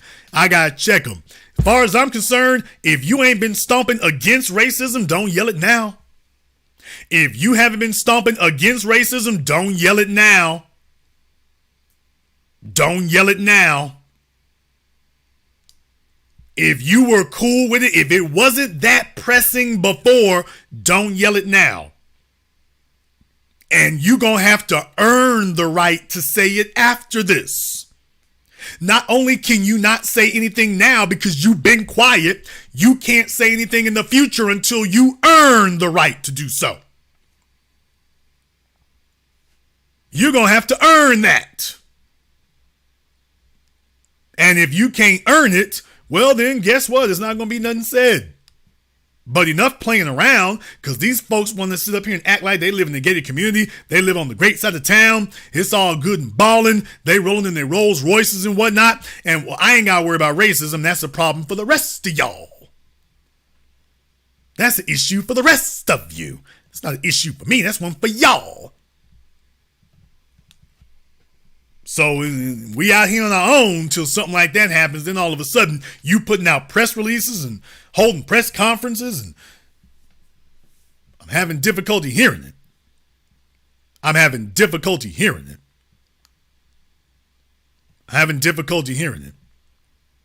I'm a legend in the Bay. You're not a legend at that arena. At the arena, you just another nigga at the arena. I'm a rap legend. Your average Joe citizen at the arena. Your average Joe citizen there. We're going to take a very brief non-commercial break. When we come back, I'll see about opening up the phone lines so you all can go ahead and give us a few calls. Everybody who ain't on that trank tonight. Last night we had a bunch of folk was on that trank. No, not drank, D-R-A-N-K. Trank, T-R-A-N-Q. You know that new drug going around? We had some folks in the trank last night. So hopefully the trank people have filtered out so we can take some phone calls. But if not, we'll just wrap it up early. But In the meantime, I want to thank everyone, and I do mean everybody who has contributed to support tonight's program on PayPal, Cash App, Super Chat, Venmo. Big shout out to Ogun Spirit. Ogun Spirit, thank you very much for your support. We appreciate that. Big shout out to you here. Big shout out here to Brenda Starr, to my man Leslie, and everyone else who has been, Matt Kesey, and everybody else who has been supporting tonight's program. We're going to take a very brief non-commercial break. When we come back, your phone calls. This is the Black Channel. Vinark Motion Pictures, your leading production house for handmade, high-end movies for us, by us. Grab your popcorn and drinks as Vinark Motion Pictures presents you with binge-worthy visual entertainment that will leave you breathless. Stream all our titles for free. Visit our website to see Noxious, Noxious 2, Cold Case, and Valley of the Queens. Planned Obsolescence. These power-packed, innovative, and unforgettable flicks tick the boxes of all you could ever want in a movie. And coming soon to keep you at the edge of your seat. Await our most anticipated movie release. Escape from Velocity. Vinark Motion Pictures. Broadcast excellence. Look for us on Tubi, Amazon, and wherever movies are streamed. P23 lights can help you find your glow. Revolutionizing healthcare to self-care. P23, making a healthier you.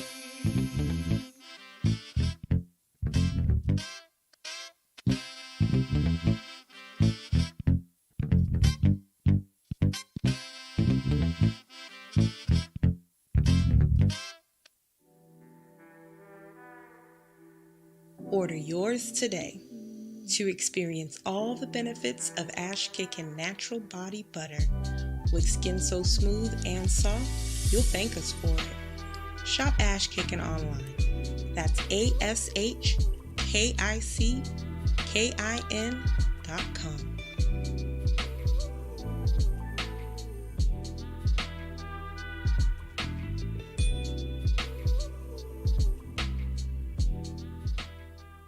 Greetings, brothers and sisters. My name is Joe Jackson.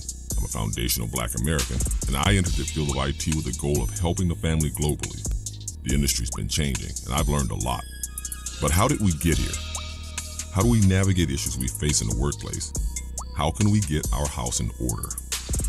Read The Concept and Intricacies of Being Black in IT, now on Amazon, as well as the best-selling Guide to Being Black in IT. Go to beingblackInIT.com. More Threads, a brand owned by a descendant of Black American freedmen, was created to uniquely address Black American history and contributions that have been intentionally hidden and suppressed. Use their apparel and more to learn and share the Black American history of Black inventions, heroes, towns, Black business districts, and more. Sign up and support not only a Black-owned business, but a movement at www.morethread.co. Hi, this is Brenda Starr, creator of Poetry with a Purpose and author of the book Pressed But Not Crushed. Pressed But Not Crushed is an anthology of political poems that address current and historical issues in American descendants of slave population and African American population. The book describes slavery and its residuals, Jim Crow segregation, social depredation, and other relevant issues to American descendants of slaves and African Americans, including the current political climate that does not address our issues.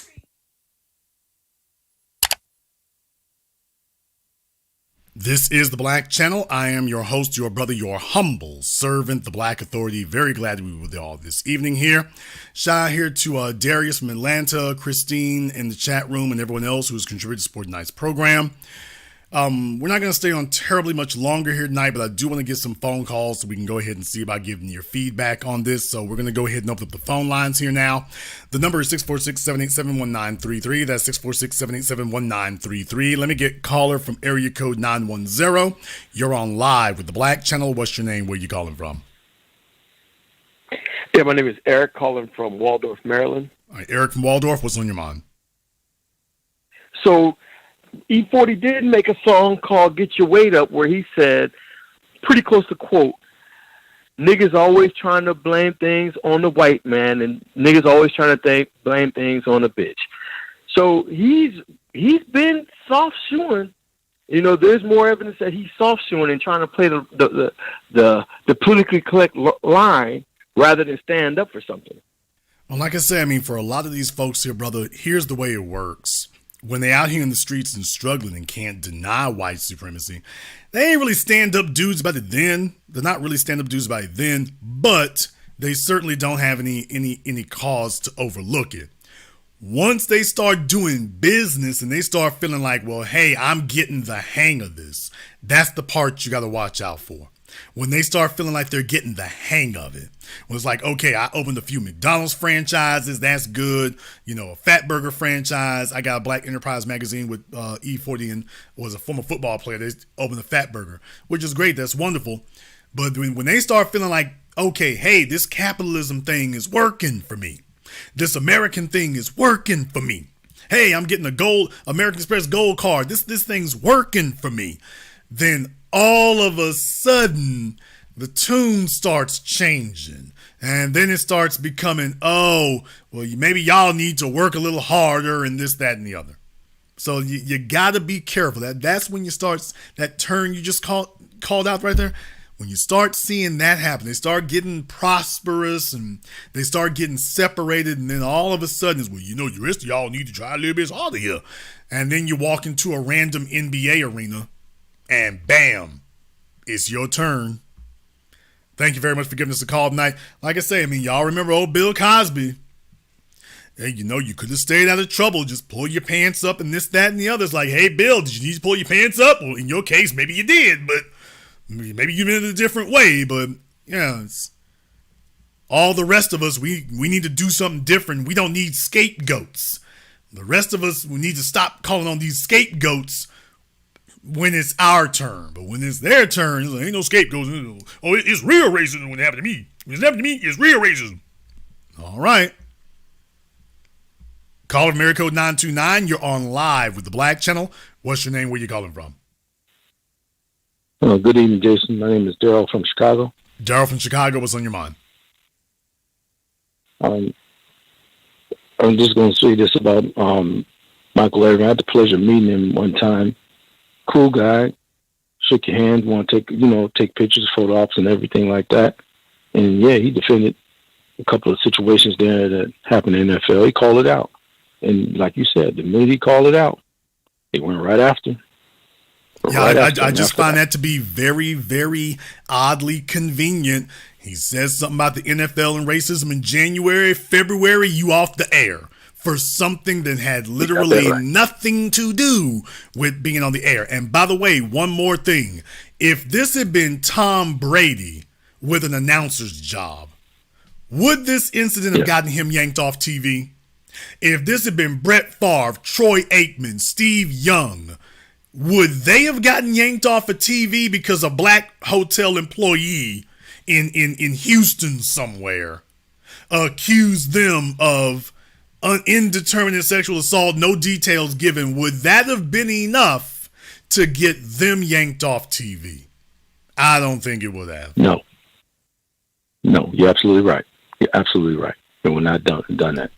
And there's been numerous amount of incidents where they've taken sportscasters off the air because they stand up and speak their mind. And when they do, they end up making some kind of crazy excuse for them to get them off the air. You're absolutely right. I mean, that tells you a whole lot. That tells you a whole lot. Thank you very much for giving us a call tonight. We appreciate that. Let me get caller from area code 323. You're on live with the Black Channel. What's your name? Where you calling from? Hey, good evening, Big Brother Jason. This is Brother Elijah calling out of Jamaica, Queens, New York. All right, Brother Elijah, what's on your mind? Question. You touched on a heavy point tonight, and I really want to know, when did the divide, or I'll say the gap, started? Years ago, especially when we're talking about our big name celebrities or basically our athletes, you had men like the Honorable, the late great Bill Russell, Muhammad Ali. They used to speak out on issues, and they were there during their prime. They did this before the money started flowing in, even after. When did brothers stop speaking out against racism, and then now all of a sudden, when they do speak out of racism, it goes out of deaf ears because everything was fine until then. That's my Well, question. remember when you're talking about the heyday of the Bill Russells, the Kareem Abdul-Jabbars. Remember, we coming out the '60s. You coming right out the '60s. So just understand where we were at that time. So there wasn't a lot of tolerance back then, for overlooking those things. You couldn't really get a pass like that. It was too pervasive. It was too obvious. You couldn't get around it. So back then, you were looking at a bit of a different situation culturally, historically. Dr. King had just been killed, Malcolm X, the Black Panthers, Fred Hampton, Huey Newton. So that's the backdrop of the environment when you start talking about that press conference with Jim Brown and Muhammad Ali and Kareem Abdul-Jabbar and them. That's the backdrop you're talking about then. Today, you don't have that situation today. That's the bottom line. Thank you very much for giving us a call. Let me get caller from area code 214. You're on live with the Black Channel. What's your name? Where you calling from? Hey, what's going on, Jason? This is Tim from Dallas. How are you? All right, Tim from Dallas. What's on your mind? It's interesting that you're talking about this situation with E40 because, you and I have spoken before in the past, and I've actually reached out to E40 and a few other the OG rappers, that's in the game that we grew up listening to or we were fond of, the 90s, the, rappers. And when I tell you none of them wanted to participate in the documentary that we were putting together, we offered to pay their price. And the response was very simple. Oh, you know what? That's not mainstream enough. We're trying to get big. We're trying to do this. It's like they wouldn't even take the money, right? Because it was talking about a topic related to, black men and how we can change our situation and things that happen as it relates to racism. And it was just so funny sitting back watching all these guys that I grew up listening to, people that, you become fond of their music, how they really don't fool with us on the subject of racism until it starts knocking on their door. And then they want to galvanize us to be a part of, hey, look, they're treating me wrong now. And I feel like you're the only person that really calls this out because even some of the people in the black space, they have their favorites, they have their friends, they have people they rock with. But you're consistently just calling a spade a spade. So honestly, man, I appreciate that. And even kind of sitting back watching you for. Yeah. Well, here's my perspective on it. Like I say, and I'm not saying anybody, hey, I'm calling them out because they didn't talk to me. Y'all, the stuff I'm telling y'all about is years old. This is years old. You all didn't know that because, like I say, my last documentary was 3 or 4 years ago now. 3 or 4 years ago. So you can't claim that Jason just salty because X, Y. If I've been sitting on it for 3 or 4 years, I can't be too salty about it. And by the way, those are just the ones I named. I've got at least 24 others I could name for you. I ain't going to do it right now. I'm just saying, I got about 24 others. And if you tried, you'd probably see the same thing. So I'm just saying, we could actually do this for a while. Nobody's got a problem with racism until it knocks on their door because if we're prosperous enough, we're good enough, we're insulated enough, we're separated enough from it. The rest of us understand there's nowhere you can go that you're separated from it. The only thing you're going to do is make it where when you try to yell something, nobody's listening. And Jason, can I say one other thing and I'll hop off? The same situation that you're speaking of is my same sentiments because I've worked with a lot of rappers in the past. We've sponsored events for rappers. I've been on TMZ with clients before. Like, it's all good when we promoting what they're promoting or what they own. But the moment we say, hey, man, listen, you got a platform. Hey, like, I'll pay you. Just come holler at us. Like, come talk to these kids at our mentoring program. Like, when we go to the schools, they don't even know who we are. But if we mention a rapper, like, that's my favorite rapper. So now what I do when we go to speak in the schools, when they say, I want to be a rapper or a ball player, whoever, I say, get in that person's inbox and ask them to come speak at your school and tell them there's a guy who will pay for them to come and let me know if they respond. They never respond because, again, it's not racism until it starts knocking on their door. It's not, systematic until it hits them, and then we got to jump in line. But if we say something out loud about it, Jason, then we hating because, you know what I'm saying, they didn't rock with us, Well, but that's all I have to say. It's good for us to have that out in the open to know what's going on because you can't count on them. But by the same token, they need to know, by the way, when it's your turn, don't look for us. It's not about hate. When it's your turn, don't look for us. By the way, I went to go find that article I was referring to here so you all can see. This was just back in January. Michael Irvin, he said Lovie Smith was a victim of NFL's racism. That's what Michael Irvin said in January. In February, you off the air. for something that had absolutely nothing to do with football, the NFL, co-workers, Me Too, nothing. Michael Irvin called out racism against the NFL in January, y'all. It wasn't a month before they got him up off TV. Do you think Michael Irvin is a stone cold believer in it now? If he wasn't a complete believer in it before, and I'm not saying he wasn't, I'm just saying, boy, I'm telling you, everybody else, that's a wake-up call to him. He talked about them. He called out the NFL specifically for racism in January. February, man, look here, get out the building. Yeah, we know it's trumped up charges. Yeah, we know it's fake. Yeah, we know they lying. Get out anyway. Yeah, we know they lying. Get out anyway. Caller from area code 702. You're on live with the Black Channel. What's your name? Where you calling from? Hey, Jason, man. This is Les from Las Vegas, man. Les from Vegas. What's on your mind? Man, Jason, man, I was in the Air Force, man. I'm retired Air Force, man, veteran.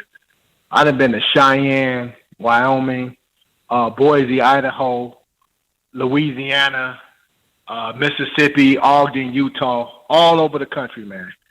And let me tell you something. You know just as well because you travel all around the country.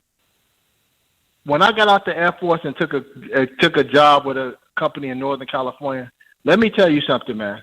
Everybody that's running around talking about, oh, Northern California, San Francisco, that's so Sacramento, that's so progressive. No, it's not. It was the most racist white people I have ever met. I'm talking about, man, them was the most racist white people I've met, man, in Northern California. I'm talking about north of San Francisco, that little area in Sonoma, Napa. Them people, man, stone cold racist. Stone cold racist, man. So, I could see what he was talking about. Northern California is one of the most racist places in the country. Oh, yeah. If people don't know for that, those of you who don't know, because like I say, I've driven Interstate 5 all the way down from the Canadian border all the way down through California. And so people, first of all, is a long drive. That's the first thing. Neither the map nor the globe really do justice to the size of California, because America is actually shaped like a fishbowl, and maps and globes tend to flatten it out and squish it down more. California, just coming from down all the way down from Oregon all the way down to Los Angeles, like a 12, 14-hour slog. It's really unreal. But you're right, because when you come down into California, it ain't nothing but mountains and trees in the first northern part. You just gonna drive and drive and drive and drive, and then finally it's nothing but a bunch of orange orchards. And eventually I ran out of gas while I was running low on gas, and I had to stop in one place. It was some little old place that literally there was just this little old diner. That was all there was. Little old diner. I took a picture of it. Little old diner, and I mean, this is probably about the size of your house if you got a modest home. And no, not even that. I'm sorry, about this little bit bigger than your living room in a decent house. And it had about 12, 14 cars around it. So apparently this was the spot. I walked up in there. Yeah. I saw what the hell was sitting up in there. I was like, I feel like I'm in Mansfield, Louisiana. I feel like I'm in Biloxi, Mississippi. I was like, it's dirt roads. I'm talking about dirt roads. Mm-hmm. That's the freeway exit. Y'all got a damn freeway exit to a dirt road? Where we do this at? I'm like, I've been to Alabama, Mississippi, Arkansas. I can't remember. I can name like one that's a freeway exit to a dirt road. But this is California, Interstate 5, one of the super major arteries in America. Freeway exit to a dirt road? I'm like, okay, I'm stopping at the next exit. Let me go on down here. I see where I'm at. I'm stopping at the next exit. So, and coming down through Stockton, Sacramento, and when you get to the Bay, I mean, folks are under misconceptions about that. They really, really are. So everybody either you already understand, we know the Panthers came out of Oakland. We get that. But there's a lot of folks who ain't got their wake-up call. There's a lot of them who want to believe just because Tupac made a song about the place, it's like, dude, are you recognizing where you at? And that's the other thing. Yeah, our musicians are supposed to be our bards. They're supposed to be our poets. They're supposed to be the keepers and the holders of the culture. They're supposed to give us the songs and the tunes that remind us of our place in history. That's what they're supposed to do. So when you talk about California and you don't put it in its proper context, you're doing malfeasance to the people. You know, when Ice Cube and them talk about Straight Outta Compton, that was on the same album with F the Police. You're putting it in its proper context. And if that's not being done, then we're doing malfeasance to the people. You're giving them junk food. You're not giving them what they need. I'll let you have the last word. Yeah, I totally agree. Hey, Jason, I wanted to, it's been almost 30 years since the Million Man March on Washington. How about we do another million black men march on Washington in 2025, man? Let's have a million black men get together and march on Washington. It's been the brother minister, October 1995? It's almost 2025. We need to have another million black men march on Washington, man. Well, here's how I feel about it. I would rather see $1 million march. I'd rather see a million black men do $1 million march. We've already done the March on Washington 3 or 4 times now. Right now, what are we taking back home? We don't need all of us to travel to D.C. to get on the same page. We're supposed to be on the same page right now.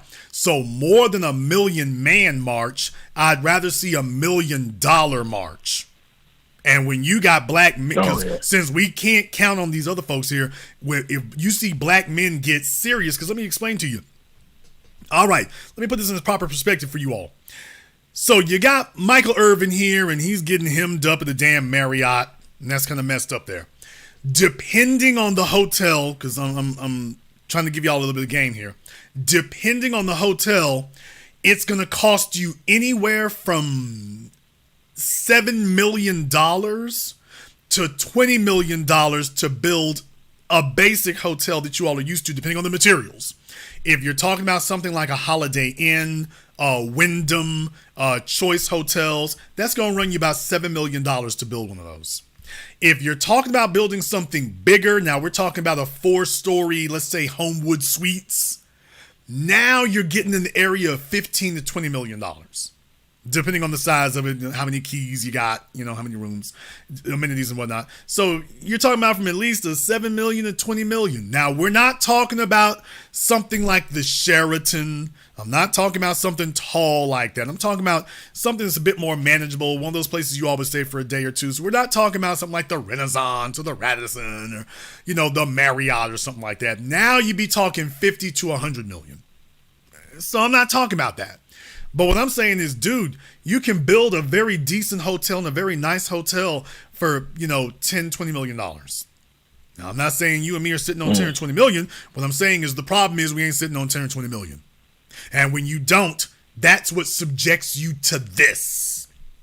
That's what does it. Because you see these kind of stories here. You don't see these kind of stories from the Indians. You know why? Because the family that owns the most hotels in America is the Patel family. So people gonna be straight. Yep. If you at a hotel, you better act like you got some sense with those East Indians, because their people own these things. They ain't just talking about it, they own it. And what I'm saying is that's more than $1 million man march. We already know what our marching orders are. We need to get to work on that. I would like to see that a lot more. I'd like to see some fellas sit up here and say, hey, look, if I put in the next 5 years to do what Jason said, double your income every 2 to 3 years, and if you got 1,000 black men who are on that, at that point right there, you stop being beggars in this situation. You start calling hands. Now that was just for let's just say for a hotel. Now let's just say that you and me want to do like my man E. Fonzie Water, and you want to let's just say you want to open a Fat Burger, a Five Guys, a Red Robin.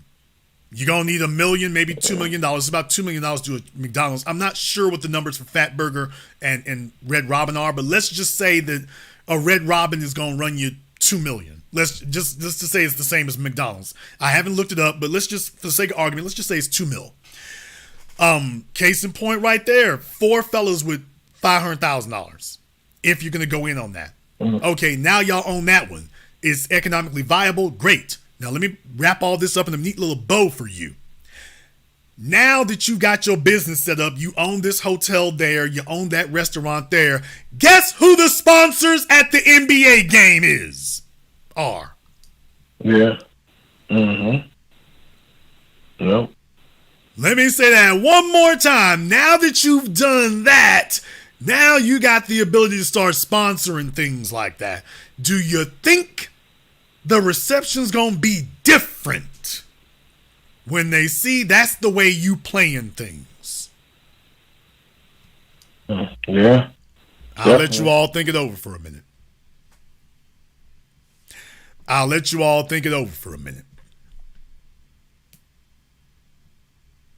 Think it over.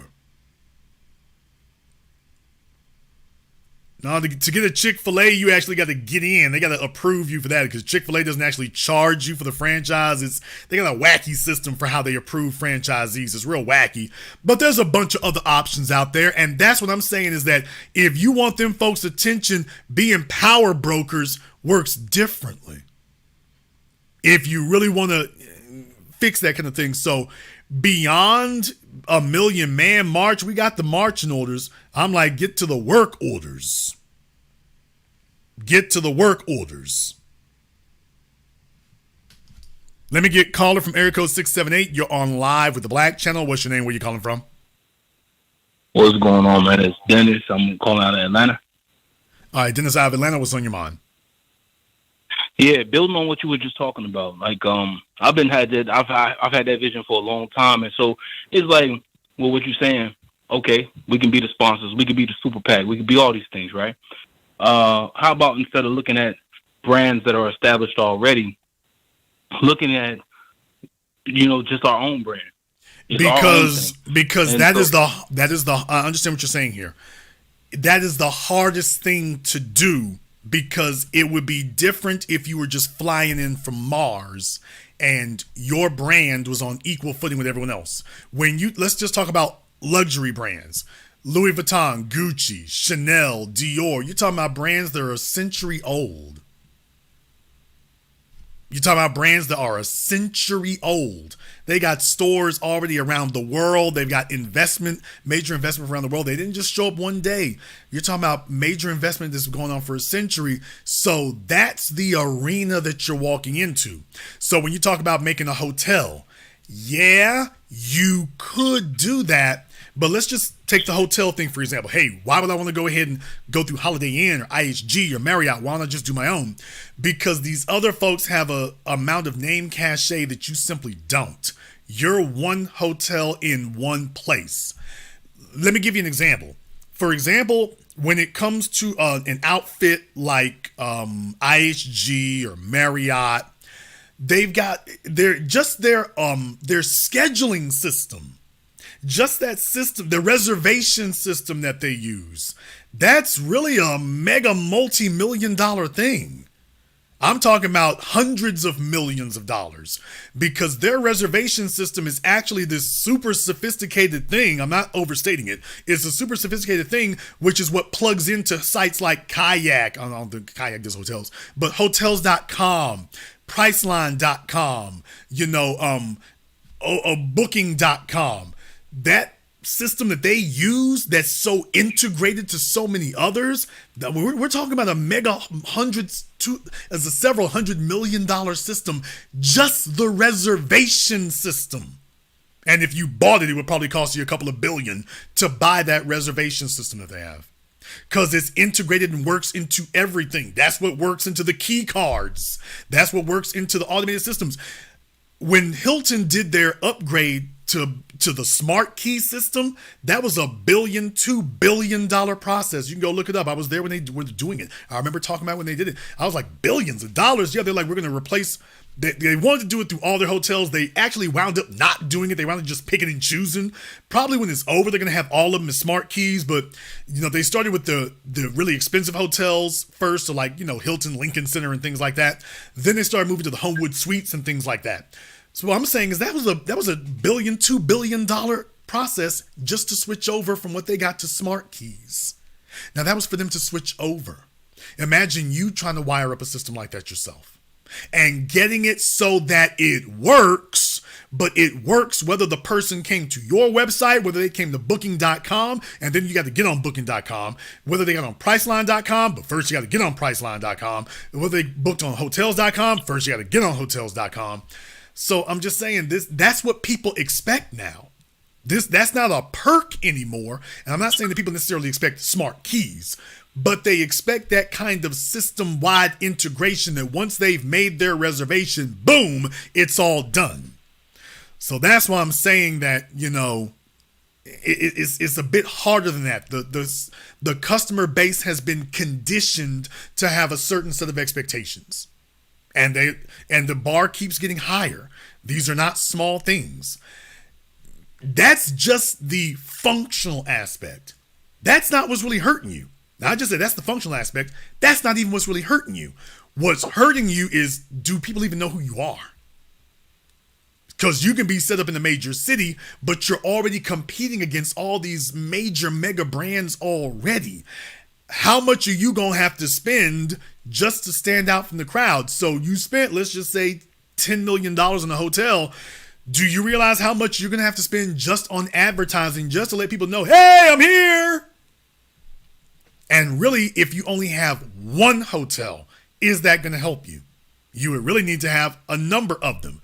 Now your cost of investment just went from 10 million to 100 million. And that's just to be equally viable. And you got to stay financially viable during the whole time. So you're really going to have a bunch of money set back until you actually get to that point. Because you're not a part of anybody's system. And the customers today, I'm saying when folks get ready to go book to go to Disney World or to go to Los Angeles, or what are they going to look for? They're going to look for that type of system that they're accustomed to already. And if you're not a part of it and you're not in it, you'll be the last one they look for. Didn't say it's fair, it's right, but this welcome to capitalism. That's the way it works. So I'm not saying it can't happen. I'm saying if you were to do that today, you're basically saying I want to start this from the ground up. Somebody in the chat room said the turkey leg hut. Let's be very, very clear. The turkey leg hut, you're talking about one restaurant in one city in a, for them, advantageous place. But let's be clear, for every turkey leg hut, I can name for you 5 or 7 restaurants that don't make it. For every turkey leg hut that you can name for me, I can name 5 or 7 that don't make it. So turkey leg hut is not the rule. Turkey leg hut is the exception. I'm proud of them. I think it's great. I think it's wonderful. But and they will tell you this. This isn't Jason Black talking. If you call the woman who owns the turkey leg hut and her dude, they will tell you that they are the exception, not the rule. So I'm just saying, can you do it, brother? Yes, you can. It's going to be hard. It's going to be difficult. Remember, Dave Thomas was one of Colonel Sanders' franchisees. Remember? For those of you who don't remember, Dave Thomas was one of Colonel Sanders' franchisees. Dave Thomas started off as a short order cook. And then he got into the business side of doing restaurants. Next thing you know, he had KFCs. He was one of Colonel Sanders' colonels. Y'all can go look the pictures up on Google Images. He's right there wearing the white suit with Harlan Sanders himself. But Colonel Dave Thomas said, you know what? I think I can do better. And I really want to start something because he really liked his daughter. But he was like, he wants to start his own thing. And his friends told him it'll never work. You can't fight the colonel. And he's like, yeah, but there's problems there, and I think I can do better myself. And his friend said, well, what if you don't make it? You'll have to go back to being a short order cook. And he said, hey, I was a damn good short order cook. I liked being a short order cook. And he was willing to take the chance. So I'm not here to tell you it can't happen. I'm just saying, understand. And he was right. As soon as he opened up Wendy's, Colonel Harlan Sanders pulled his franchises. By the way, one more thing. As soon as he opened up Wendy's, Harlan Sanders pulled his franchises. They pulled his KFCs. As soon as he did that. And he knew it was coming. He knew they were going to do it. But yeah, he opened up Wendy's. Oh, yeah, you bad for business. Yank his franchises. Now, could he have sued? Maybe. But yeah, you know this is coming. Oh, you're going to go into competition against us. I'm not going to competition against you. I'm just doing my own thing. Now you against us. Yank them franchises. So can you do it, brother? Yeah, you can. But just understand why people are adverse to doing it. Just understand why. And personally, I think in the modern environment, I just think there are so many hidden potholes and hidden tripwires and hidden snares that I think you really would need to go to work for somebody else just to see what the current state of the art and state of the business is before you would try to branch off and do your own thing. But even then, just understand you're going into a very sophisticated marketplace. Hell, since COVID, take a look at how quickly everybody changed their operations since COVID. Let's say for the restaurant business. I just told you about the hotel business. Let's take a look at the restaurant business. Everybody, remember, nobody was using them dine-in apps before the pandemic. Yeah, you might have had one or two people using them. McDonald's had that app for a decade beforehand. Nobody was really using it like that. The pandemic happens, and all of a sudden it forced the public to start using those apps. It forced the public to start using those apps. Now everybody's accustomed to it. Now everyone's accustomed to it. Take a look at how that happened. Just that quickly. Take a look at how it occurred. Now guess what? The marketplace has been conditioned to that.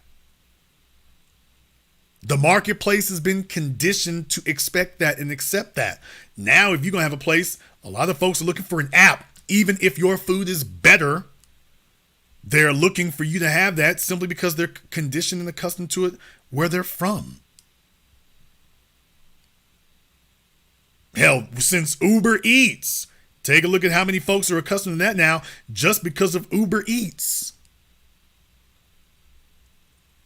Now that's the restaurant business. And that's why I say I don't know if the Turkey Leg Hut has an app or not. I do know that's what in just a matter of 24 months, that's what most of your customers are accustomed to now. Most of them, not some, most. So just understand when you're asking those questions, they're good questions to ask. Everybody asks them. There's a reason why the incumbents in the field, kind of act the way that they do, because they understand you could compete against us, but it's a very steep barrier to entry, not simply because of costs and permits and things, but because the competitive landscape. Do you have an app? Do you have a couple of drive-through windows? Do you have wherewithal? Do you have the ability to change up what you're doing? Do you have that? Those are the kind of things you're looking for. So I hope that clears that up.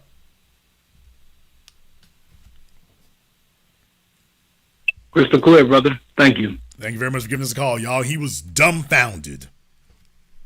That's what I'm saying. So some of these rappers talking about they sitting on mills, they could have done that.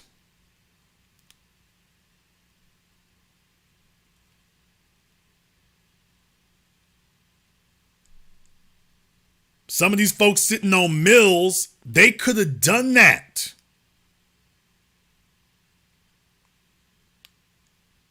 They could have done that. So when they sit up here and start boo-hooing and crying and singing the blues and talking about they're upset and this, that, and the other, and what about racism? I'm like, hey, by the way, this stuff that we're talking about here, that's a problem.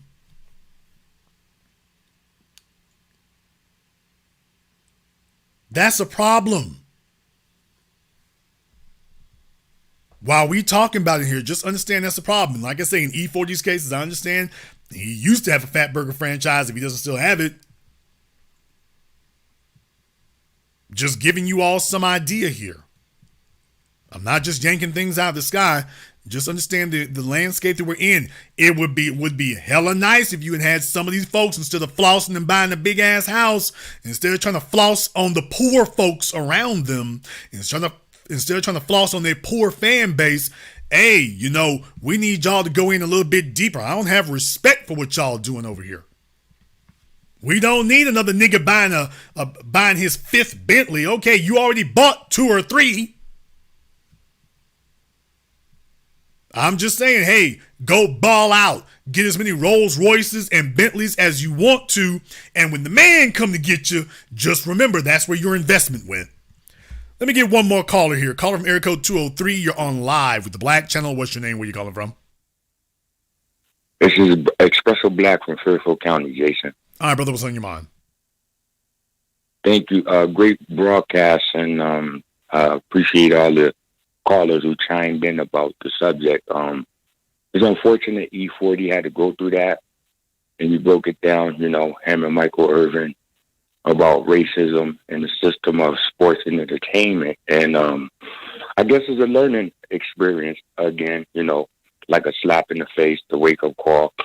And moving forward, you mentioned about investing and, how to transition our agenda and movement. And these are some of the, let's say, stop signs that we can encounter, like what E40 experienced with Michael Irvin, and us being on the front line and getting to business. If we get that $1 million march, great idea. First time I heard about it. These are some of the things we can expect. I was the one to talk about the turkey hut. That can be maybe a seed thought moving forward to consider the sponsorships at the arena. So it's something that I'm thinking about that, and no, it's a good thing. Don't get me wrong. I'm not disparaging it. It's a good thing. Don't get me wrong. I think that's a great thing. Turkey Leg Hut is doing great. I want to say they opened a second location or something. If they hadn't, they need to. But like I say, definitely, I think that's a great thing, and I don't think there's anything wrong with it. I'm just explaining to folks. Just understand, for those of us who didn't sell 10 million albums, and for those of us who don't have a home in the Hamptons because, we went multi-platinum or something, for the folks who did, by the way, like I say, I'm like, okay, I'm seeing holes in the game and gaps in the game. If you sold 1 million albums 20 damn years ago, what I'm saying is I should see 20 years worth of progress. I should see 20 years worth of progress out of them. That's what I'm saying. And I agree. Thank you very much for giving us a call here tonight. I'm glad you agree. We're going to go ahead and wrap things up here. But I want to take a moment here to acknowledge that. I want folks to understand what we're looking at here. Going forward. Now, I'm not saying that anybody deserves to be a victim of racism. I ain't saying anything like that. What I'm saying is, an ounce of prevention is worth a ton of cure. And our celebrity class, y'all need to be stomping more than us because you got less to lose. There's my real issue. You got less to lose. Somebody sitting on residuals from albums, you got less to lose. I'm not talking about saying something really crazy and screwball. I ain't talking about DEFCON 6 on the Jews. I didn't say that. Yes, I meant DEFCON 6. I meant what I said. It's 1, Jason. I said 6. You get the point. Because -1 wouldn't have had quite the same impact. But what I am saying here is that we got fellas ain't saying nothing on what's happening on the streets on a daily basis. Like, hey, we should know they got our backs. We should know they got our backs, and we don't. So when something happens with them, I got to check the paperwork.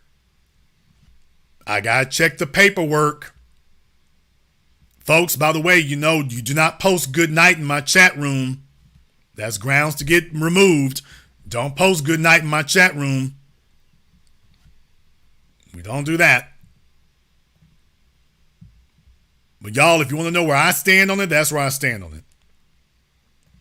Thank you very much for checking in with us here tonight. If you are new here to the Black Channel, welcome to the Haven of Intelligent Black Thought. We do this every weekend. Click that red subscribe button. Click that yellow notification bell. Join us each and every time that we're here. If you haven't been to our website, blackchannelfilms.com, you want to go and check out our groundbreaking best-selling documentary work, 7 a.m., Gentrified, Race War, all available on DVD and streaming. Go to blackchannelfilms.com. That is blackchannelfilms.com.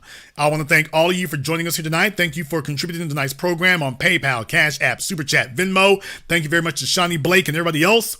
And this concludes tonight's broadcast of the Black Channel. I am your host, your brother, your humble servant, the Black Authority. And until next time, my brothers and my sisters from around the world, remember, black is the future and the future is uncompromising.